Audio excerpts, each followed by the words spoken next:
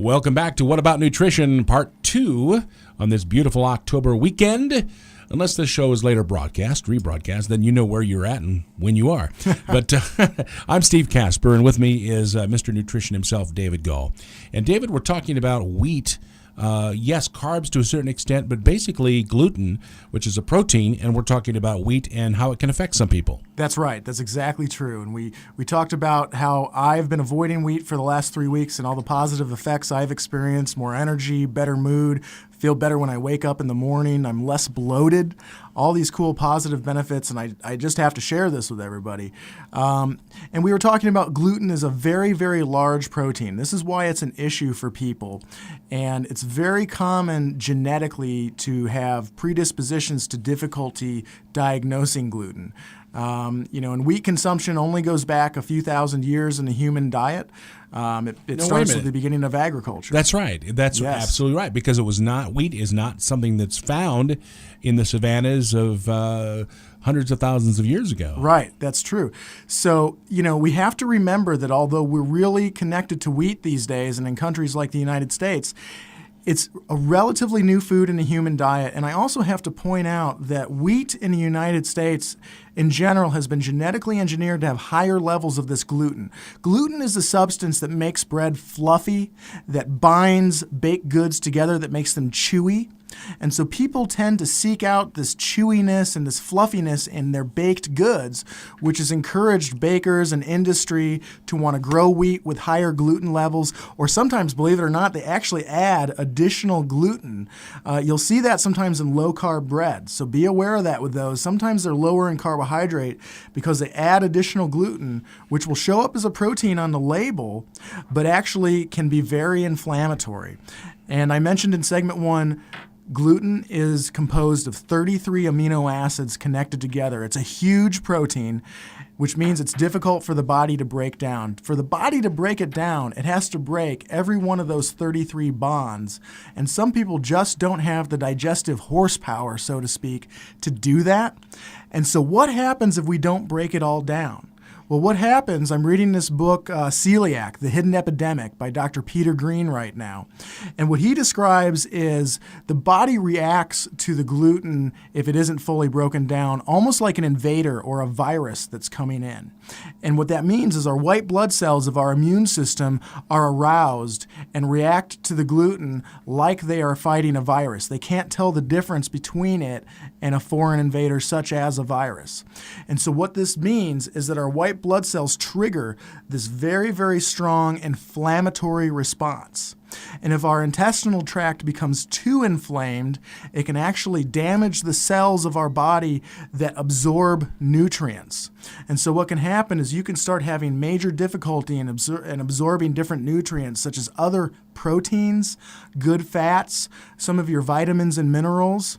And Dr. Peter Green, in this book, Celiac, The Hidden Epidemic, also describes and discusses how this inflammatory response to gluten and other effects that end up as part of the chain reaction can directly contribute to autoimmune diseases, for example. So, when we hear about people with things like eczema or lupus or rheumatoid arthritis, all these, and of course we can't diagnose or anything like that on here, but folks with those issues may want to look into and explore whether wheat or gluten is actually a problem for their body and contributing to it, because this can trigger these reactions where the immune system starts attacking our own tissue. Gluten can lodge in parts of our tissue, parts of our intestinal tract, and then our immune system can attack it. And unfortunately, when our immune system attacks it, it also destroys other tissue around it. And of course, this also gets into issues, people with IBS, Crohn's disease, things like that ought to really strongly look into whether wheat is an issue. And the other two food allergies that commonly are often associated with it are to dairy and sugar. So wheat is my primary focus, followed by sugar. Julia Ross believes that most people are allergic to sugar, frankly, and you can see this in the negative health effects that people typically get right after it, including fatigue the next day or bloating, that kind of thing. But This gluten issue can predispose you because of the inflammation and the damage to the lining of the gut. It can also start to predispose you to having other allergies. Dairy is another big culprit in this. So this is not the focus of today, but I want to mention that it's thought in alternative medicine when folks have respiratory allergies, all these allergies to the things that are out in the air right now, or other more random food allergies. We're seeing all these folks coming into our store with kids that are allergic to things like pineapple or oranges or other little isolated things you wouldn't typically expect somebody to be allergic to. Well, one of the reasons for this is that the gut can start to lose its barrier from the inside of the intestine to the outside in the bloodstream. And gluten is one of the things that, through its negative effects, can start to cause this. And here and there we've mentioned this thing called leaky gut syndrome, also known as intestinal permeability, which is this issue where there are little gaps are exposed between the cells that line our intestine. And gluten is one of the things that can cause these. Other things like candida are thought to cause them, and then NSAID drugs such as Advil, or excuse me, I should say ibuprofen, acetaminophen, aspirin, naproxen sodium. Those are also known to contribute to permeability in the gut, which we'll refer to as leaky gut syndrome. And what that all boils down to is it starts to allow particles that are not fully digested. It starts allowing them to slip between the cells that line the intestinal tract, where the villi are that line the little finger-like things that absorb nutrition in our intestines. And we can get particles that leak through into our bloodstream that shouldn't have leaked through, and then the immune system has to attack them. And wherever these particles float around, if they float around to your thyroid gland, they'll get attacked in your thyroid gland. Lots of people have autoimmune thyroid issues. Float around to your joint, they'll get attacked in your joint, and so will your joint tissue. It looks like you might have a question there, Steve. Well, I was just fascinated by that. I mean, of course, the human body is amazing with white blood cells and so on, and how it protects itself. It's amazing. I'll never forget my father when I was about 7, 8 years old. He said, "Take care of your body because it's a miracle worker, but you can't abuse it." And, so true. And he was one that said to me, this is something you just said today, and that's anything in moderation. He used to say that about a lot of things. But anyway, getting back to this, so it would actually attack no matter where the particles go. That's right. So if these particles leak through your intestinal lining, the body has no choice but to deal with them as a foreign invader. Yeah. And so then it plants a flag on them and creates what's known as an immune complex. And then other parts of the immune system are aroused, and their job is to destroy it. And unfortunately, let's just say that their aim isn't that good, so they tend to destroy other tissue around the foreign invader or foreign particle, and that can create issues in whatever part of the body it's in, including the brain. So it's known that celiac disease, for example, if the person continues to eat gluten, it actually causes damage in the brain.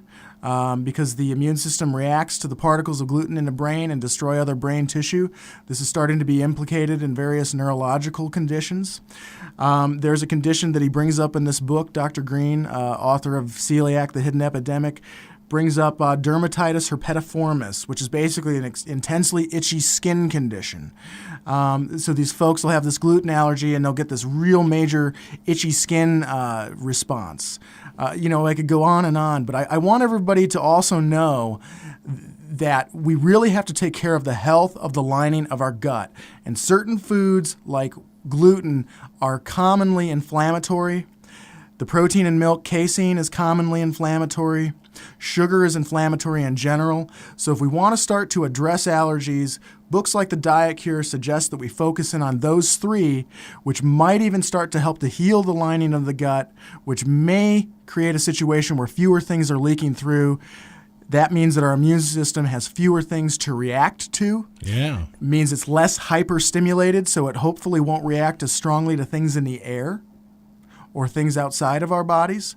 And finally, we need to talk a moment about supplements that can be used to promote gut health, and I'm going to go really fast. The first main point is that stores like O'Fallon Nutrition, we sell digestive enzymes. And these enzymes' purpose is to help break down food. So we talked about how gluten is a molecule that's got 33 amino acids.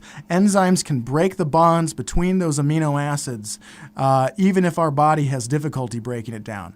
And this is not a license for folks with celiac to eat gluten, but if you have some gluten sensitivity and you want to reduce your reaction to it, you could consider looking into whether gluten digesting enzymes would be helpful. We sell 3 or 4 of them at O'Fallon Nutrition. All of them are excellent.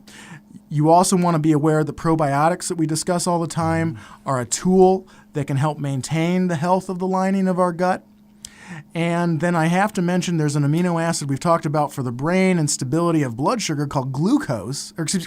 Glucose is blood sugar. Glutamine is the amino acid that can substitute for blood sugar in feeding the brain. But glutamine, more importantly for our purposes today, is the main food for the enterocytes, which are the cells that line our digestive tract. So if for any reason there's damage to these enterocyte cells, glutamine is known as a nutrient to support their health and to actually serve as a food for them. So it's not unusual for people that for whatever reason know they have a damaged gut to use the amino acid glutamine along with digestive enzymes, probiotics, and then there's things like liquid aloe vera, of course, that folks can drink.